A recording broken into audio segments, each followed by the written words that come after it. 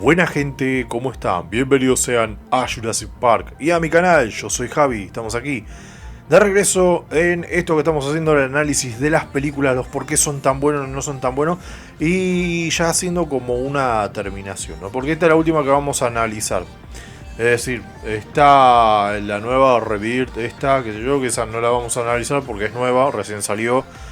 Habría que verla unas cuantas veces para poder criticarla. Entonces lo que vamos a hacer es esta de Jurassic Park Dominion, la última que se puede analizar hasta la actualidad. A ver, ya analizamos la primera, ya analizamos la segunda, o sea, ya analizamos la primera de todas Jurassic Park. La segunda, que es El mundo perdido de Jurassic Park. Jurassic Park 3, Jurassic World y Jurassic World El Reino Caído. Y ahora esta que es Dominion. Esta que en la entrega anterior los dinosaurios se habían escapado, los habían rescatado de una isla, de la isla donde estaban, que estaban por extinguirse gracias al volcán. Bueno, los rescataron y se escaparon o los dejaron escapar. Y ahora los dinosaurios forman parte del ecosistema por el mundo.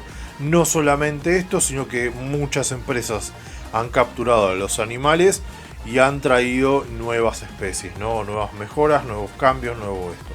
Esto lo aclaro y lo digo porque si te pones a ver la película anterior, hubo un total de creo que 12 o 14 especies que deberían haber escapado, y acá teníamos un huevo de criaturas. Vemos, no sé, 2 o 3 tipos de raptor, vemos un tericinosaurio, vemos piroraptor, vemos quetzalcoatl, todo que en la anterior película no los vimos. Claro, es porque siguieron con las investigaciones genéticas. Al ya tener ADN de dinosaurios era un poquito más fácil, entre comillas ADN de dinosaurios era un poquito más fácil, y muchísimas industrias comenzaron a hacer su réplica genética de dichas especies. El tema está que se nos explica algo con un poquito de lógica, al fin, que los dinosaurios no están adaptándose bien a los nuevos ecosistemas. Hay algunos lugares que simplemente el cambio de clima y las cuestiones no les permiten adaptarse. Entonces lo que están haciendo son recintos, lugares donde declararlos patrimonio para que esos animales puedan seguir subsistiendo bajo un cierto control. Acá ya InGen perdió totalmente lo que venía teniendo de poder, que en películas anteriores, después de lo que fue Jurassic World, es como que InGen ya viene perdiendo ese poder y todo. En la película anterior vemos que estaba muy débil y que por eso se hace lo de la venta de los dinosaurios y toda esa cosa, como intentando salvarse. Bueno, en esta ocasión ya InGen está en la mierda, ya no está, y la empresa competidora es la empresa que viene ganando, los morlacos, que viene quedándose con todo lo que sería la industria. Y de hecho vemos que vuelve a aparecer un personaje, el cual aparece en la primera película, y es Dobson. Este personaje que era la competencia que hacía que David Netri se pase para su lado y toda esa cosa, de que les ofrece el dinero, que saque las especies y todo esto. Bueno, el muchacho vuelve a la carga. Ahora su empresa se volvió más grande, más importante, absorbió parte de las acciones de InGen. Vemos al Dr. Wood que está metido con ello, y a Ian Malcolm ahí metido en el medio. Volvemos a ver los protagonistas. Esta es una película que intenta tirarnos al factor nostálgico de forma constante, pero eso sí, trata de no tomar el Jurassic Park 3 como idea general, aunque no puede evitar el tener sus ciertas referencias. Como por ejemplo en Jurassic Park 3 vemos que el tiranosaurio es vencido por el espinosaurio, mientras que en este es vencido por el giganotosaurio. O sea, vuelve a tener otro depredador apex en su propio terreno, que es más grande, que es superior, y que bueno, literalmente lo vence. Pero en la diferencia es que en la película de Jurassic Park 3 muere el tiranosaurio. En esta no puede morir porque Rexy es ahora parte del mundo de Jurassic Park. Es como que ahora sí, en la primera película no importaba quién era el tiranosaurio, si era el mismo tiranosaurio, si no era el mismo tiranosaurio. Pero en Jurassic World sí importa, ¿no? Le dan importancia a que pueda seguir siendo como esa figura antihéroe, ¿no? De ahí, de salvarlos por su propia motivación y toda esa cosa. Bueno, vuelven también Alan Grant, vuelven la doctora Sadler, vuelven los que quedaron de esa generación, excepto los pibes que no sé por qué no los trajeron, pero vuelven a aparecer. Vuelven a aparecer personajes que en la anterior película no habían aparecido y que habían aparecido en primer Jurassic World. Y también personajes que aparecieron en la película anterior. Vuelven a traer a muchos de los personajes tratando de traer todo un factor nostálgico de las dos generaciones, de las dos cosas. Traer un poquito de esto, traer un poquito del otro, haciendo referencias y hablando, ¿no? Apareciendo, por ejemplo, nuevamente el Dilophosaurus, que no se venía apareciendo en películas anteriores, más que hacer una referencia en la película de Jurassic World. Viene a aparecer ahí, viene a reaparecerse muchas otras criaturas, anquilosaurios, triceratops, vuelven a aparecer de esta manera, pero acá explicándose el tema de cómo tratan los dinosaurios de adaptarse, que al principio lo lograron, porque básicamente en biología, no lo explico desde el punto de vista biológico, el problema con los dinosaurios es que lograron adaptarse porque la competencia con otros animales no era tan grande, ¿no? Como ellos eran los más grandes, es que ellos obtenían una gran ventaja. La gran desventaja es que eran demasiado grandes para el ecosistema. A ver, piénsenlo de esta manera. Hoy un tiranosaurio no podría vivir literalmente porque no habrían presas para él. Ponele que lo ponemos en el África, ¿no? ¿Cómo subsistiría un tiranosaurio? Tendría que comerse un elefante africano diario. ¿Podría eso? No, porque la verdad es que no hay tantos elefantes ahí para que lo alimenten. Si fuese un solo tiranosaurio, tal vez, comiéndose toda una manada, podría sobrevivir algunos años, tal vez, como mucho milagro, pero no podría realmente sobrevivir en ese ecosistema. Lo hacía en su época porque el tamaño promedio de los triceratops era casi lo mismo que un elefante. Y muchos otros dinosaurios tenían casi ese mismo tamaño o peso. Ahí sí, tenía un ecosistema grande que lo podía mantener, pero en este caso no. Podría comer búfalos, rinocerontes, hipopótamos y variar un poco, pero terminaría siendo un tiranosaurio bastante flacucho, no sería en las mejores condiciones. Y te estoy hablando de uno. Ponerle a alimentar a una manada, ¿no? Con 3 o 4 tiranosaurios le sería técnicamente imposible. Y te estoy hablando ahí simplemente de tiranosaurios. Por ejemplo, ¿cómo harías con un apatosaurio que necesita toneladas de vegetación arbórea, no de pastizal, que es la planta que más vemos hoy en día? O sea, los animales herbívoros tuvieron que adaptarse y evolucionar drásticamente para poder comer pasto. Y no muchos lograron mantener el enorme tamaño, porque el tema de comer el pasto no es muy nutritivo el pasto. Pero lo que tiene es que se puede consumir en enormes cantidades. Entonces es muy común que los animales pequeños obtengan volúmenes grandes, en este caso, como ha pasado con los mamíferos, para simplemente especializarse en comer pasto. Y un saurópodo no podía hacer eso. No tendría el tamaño físico, la dentadura y la capacidad física para eso. Tendría que adaptarse reduciéndose de tamaño y cambiando de forma, básicamente. Entonces, literalmente no subsistirían. Y esto es lo que se está viendo que pasa en esta película. Como en muchos ecosistemas han tenido que hacer adaptaciones especiales para que los dinosaurios puedan seguir subsistiendo, dándosele un tipo de dieta, una cosa así. Es decir, no pueden subsistir básicamente sin la intervención humana. Excepto algunos aislados casos, como vemos a Blue, que logra cazar, porque, digámoslo, es un raptor, no es un animal de un tamaño gigantesco, y con que pueda comer lo que mismo que comería una pantera, un puma, una cosa de eso, no. Animales así de la zona podría llegar a subsistir, aparte de que no vive en una manada, vive solo, de forma individual. Bien, explicando un poquito todo esto, ahora sí cabe explicar un poquito la película. En cuanto al ambiente que nosotros veíamos que cambian de lo que sería la selva, el bosque, a la ciudad y todo eso, está muy entremezclado, porque todo esto ocurre no en la isla. Ocurre en distintas partes del mundo, van teniendo que viajar e interrogar y ver distintos ambientes. El tema acá es que la película arranca con Owen y no me acuerdo la chica, la pelirroja, que han adoptado a la clon de la hija de Lockwood, o sea, más bien la hija de Lockwood clonada.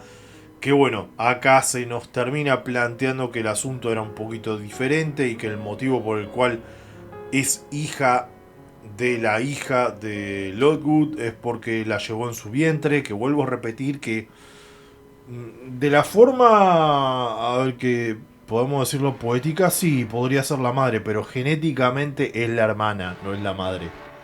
El hecho de que la para no significa, o sea, que pueda parirla no significa que genéticamente, o sea, biológicamente sean madre e hija, sino que básicamente son hermanos, o más bien hermanas, con diferencias de edades, con la forma de nacimiento y todo, pero bueno, llevan el mismo ADN, exactamente. Así que su progenitor real es el padre, digámoslo de esta forma, o sea, Lockwood. Pero bueno, acá se nos demuestra cómo la madre, entre comillas, era una genio del ADN y que creó una hija, que acá podríamos llegar a decir, sí, es su hija por esto, porque logró hacer una alteración genética que no le permite contraer la enfermedad que ella tenía. Acá viene otra cuestión muy extraña, porque literalmente es imposible que sea un clon, porque tendría que tener la misma enfermedad, o es imposible más bien que altere algunas células sí y otras no. Si alterase el ADN se alteran todas las células, entonces es un poco extraño. Sí, un clon va a contraer las mismas enfermedades que la persona original, porque no va a presentar un sistema inmunológico nuevo o diferente o una variante. Ahí viene el tema de la reproducción, ¿no? Cuando uno se reproduce, no genera un clon exacto, sino que genera un clon alterado, podríamos decir, que viene con sus células alteradas, con un sistema inmunológico que combina el sistema de ambos padres. Bueno, acá estaría hablando mucho de genética, mucha cosa, pero a lo mejor eso sería atrofiar un poquito la cabeza. Pero bueno, en fin, vemos que ambos han adoptado a la niña y que a su vez Blue ha tenido una hija. Sí, en su caso es una hija, porque no es un clon, no es que ha tomado sus propias células para crear un individuo, no. Acá, si ha nacido del huevo, si ha nacido de la forma, digamos por partenogénesis, creo que se le dice, si no me equivoco, no quiero terminar metiendo la pata, pero si es de esta manera, sí hay una alteración genética en ello que le permite sobrevivir a determinadas enfermedades. ¿Ocurre esto en la naturaleza? Sí, hay especies de lagartijas que pueden hacer esto, de reproducirse de una forma asexual, simplemente creando una pequeña alteración, pero viene la controversia otra vez de esto, si son realmente clones o no, porque también en la naturaleza se habla de esto, y literalmente de esa forma sí tendríamos que decir que son hermanas, pero acá se nos da a entender que ha nacido biológicamente con algunas diferencias genéticas, o sea, no es exactamente como la madre. No sé, igual es extraño y es medio como peligroso, porque parece un poquito a la película de Jurassic Park, a la película de Godzilla de los años 2000, donde se hablaba del peligro de Godzilla porque podía tener hijos sin parar. Bueno, lo mismo acá, puede tener hijos sin parar, y acá sí sería una especie que podría llegar a arrebatarnos el lugar, ¿no? Como depredador alfa y toda esa cosa. Bueno, en fin, quieren a Blue, más bien quieren a la hija de Blue, porque acá viene el gran problema, ¿no? Esta película, a lo mejor este video se me hace un poquito más largo porque tengo que explicar un poquito este tema de la controversia de la película. A ver, lo voy a explicar de esta forma. La película Jurassic World vino con el temita de los dinosaurios modificados genéticamente, los dinosaurios cruza genética de especies, donde aparece, bueno, la Indominus Rex, y en la siguiente aparece el Indoraptor. El tema está que ¿cómo podían mejorar el terror? Bueno, la primera película lo dice de esta forma: querían más garras, querían más dientes, más tamaño, más garras, más dientes, más feroz. En la segunda alteran un poco porque tiene más garra, más dientes, pero no más tamaño, y es más feroz. ¿cómo carajo podrían hacerlo en la tercera? ¿Cómo podrían hacerlo? Porque ya no lo pueden hacer más chiquito. Tenía que hacer algo más grande. Y rebuscando y dando vueltas, metieron al Giganoto. Si a mí me lo preguntan, el Giganoto tendría que haber aparecido en Jurassic World. Ahí como un dinosaurio natural. Y después, bueno, a lo mejor para hacerlo más terrible, más esto, más lo otro, meter una modificación de ADN y ahí sí crear para esta película a la Indoraptor o a la Indominus Rex. Pero no lo sé. Es como que hicieron un poquito ya de cagada porque también como carajo detenían al giganotosaurio, meten al tericinosaurio así como, no sé, un invitado que se metió a la fiesta. Raro, no sé, la forma en la que eliminan al giganoto, que entre el Rex y el tiricinosaurio. Que bueno, al giganoto, sinceramente, desde la tercera película se venía pidiendo su aparición. Que tenga que aparecer, que aparezca, que siempre se iba a decir que se aparecía, que no se aparecía. Bueno, en esta película nos dan su guiño de aparecimiento. Digamos que la forma en la que lo eliminan no es para nada la más elegante, la más bonita. Pero bueno, todo eso pasa. Todo eso pasa. Lo que es muy difícil de pasar es el rebusque que hicieron con las langostas gigantes como el enemigo final. A ver, las langostas tienen como una explicación muy ambigua, su origen, que son langostas que fueron modificadas con ADN del Jurásico. Ok, yo no sabía que el Jurásico era una especie de animal que tenía ADN. A ver, no nos dicen, nos dan a entender como que es una especie de insecto de esa época del Jurásico. Pero bueno, vuelvo a decir de esta forma y es como si el Jurásico fuese una criatura que tenía ADN. La verdad es que no. Podrían ser ADN de animales de la época, sí.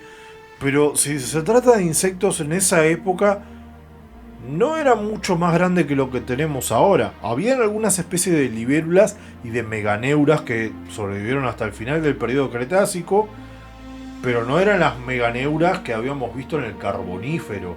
Ahí sí era la era de los insectos gigantes. Hubiera quedado mejor que dijeran que ese ADN venía de esa época. Igual una cosa, las libélulas son por un lado, ¿no? Las langostas, realmente las más grandes las tenemos en la actualidad. Paleontológicamente y el registro fósil son las más grandes que han aparecido, las que hoy están en la actualidad. En el pasado eran mucho más chicas. Pero bueno, no lo sé, hicieron este rebusque y esta cosa que por un lado sí me parece que está bien la explicación de esta de que intentar eliminar los cultivos y que tengan que comprar y recurrir a Ingel no, a la empresa competidora para poder exterminarlas. Eso me parece que está bien, es una justificación, se les va todo de la mano y vuelven a la fórmula de la estupidez humana siendo el verdadero enemigo de todo. Pero realmente las langostas le sacaron cualquier posibilidad a que tenga un enemigo digno esta entrega. La verdad, terminan siendo una cagada. Podrían haber hecho algo mucho mejor. Primero vuelvo a repetir que lo de los ADN podrían haber dicho que venía del Carbonífero. Un pequeño detalle boludo hubiese cambiado bastante y tendría mucho más lógica. De ahí ese tamaño exagerado, todo eso. Sin embargo, si querían hacer eso, no hubieran hablado nada de ADN, no hubieran metido langostas gigantes. Langostas normales hubiese sido mucho mejor. Y no sé, pudieron haberse inventado algo como que tal vez el giganoto en sí tenía algo de un ADN como una enfermedad que podía llegar a contagiarse a animales de otras especies que no sean dinosaurios. Y que, no sé, tal vez el tiranosaurio o cualquier otro de estos animales o hasta Blue tenía una inmunidad que podía trasladarse a otras etnias, a otras especies, a otras cosas, no lo sé. Algo así, pero lo de las langostas es como que no me lo como. No me parece que da. Y bueno, sentís como que es una sensación muy forzada, donde los viejos protagonistas por casualidad terminan teniendo que encontrarse con los nuevos protagonistas. Y no lo sé, no me termina de cerrar. No es para nada una mala película. Para mí, vuelvo a repetir, que entre todas las películas que han estado, Jurassic Park 3 es la peor, que tampoco es mala. Pero esta película sí queda ahí. O sea, si había dicho que para mí la mejor película es la primera, la segunda es El Reino Caído, la tercera, Jurassic Park 2, esta estaría ahí nomás. Un poquito, tal vez, un poquito por arriba de Jurassic World, diría. Pero bueno, nada más, gente. Por ahora, esto termina acá. La idea es que haya otro video más explicando un poquito más en detalles todos estos pequeños detallitos y todo esto. Por eso quise alargar un poquito este video para hablar más detalladamente de algunos errores, algunas cosas así. Va a haber otro videito más. Y bueno, gente, espero que les haya gustado. Todo esto es lo del especial de Jurassic Park. Nada, simplemente síganlo, denle a la campanita porque muchas veces la campanita no te avisa que YouTube hay nuevo contenido, pero yo te aviso que hay nuevo contenido, así podés seguir viendo toda la cosa. No te olvides que también los jueves y los domingos estamos en directo. Y bueno, esta semana creo que hay un feriado de por medio, así que probablemente haya otro directo más. Esto no sé cuándo carajo sale, pero si ya salió después, te puede pasar y ver. Así que bueno, gente, sin más que decir, nos vemos en la próxima y hasta luego.